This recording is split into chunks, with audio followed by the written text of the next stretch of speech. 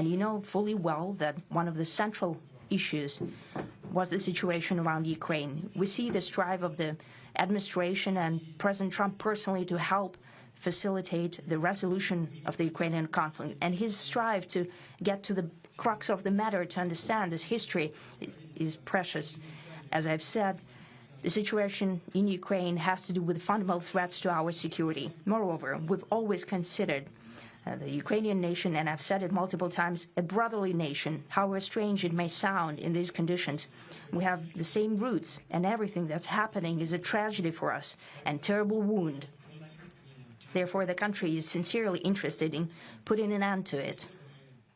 At the same time, we're convinced that in order to make the settlement lasting and long-term, we need to eliminate all the primary roots, the primary causes of that conflict. And we've said it multiple times, to consider all legitimate concerns of Russia and to reinstate a just balance of security in Europe and in the world on the whole. And I agree with President Trump, as he has said today, that naturally the security of Ukraine should be ensured as well.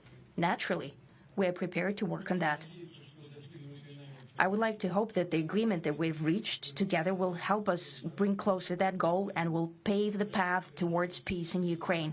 We expect that Kiev and European capitals will perceive that constructively and that they won't throw a wrench in the works.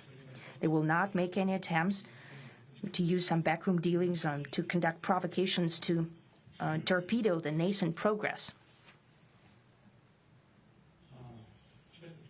Incidentally, when the new administration came to power, bilateral trade started to grow. It's still very symbolic. Still, we have a growth of 20%. As I've said, we have a lot of dimensions for joint work. It is clear that the U.S. and Russian investment and business cooperation has tremendous potential. Russia and the U.S. can offer each other so much in trade, digital, high-tech, and in space exploration. We see that Arctic cooperation is also very possible, and our international context, for example, between the Far East of Russia and the West Coast of the U.S.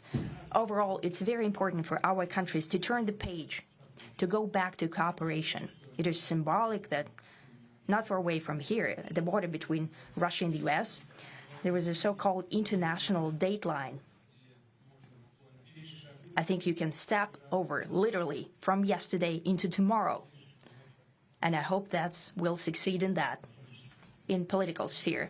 I would like to thank President Trump for our joint work, for the well-wishing and trustworthy tone of our conversation. It's important that both sides are result-oriented, and we see that the President of the U.S. has a very clear idea of what he would like to achieve.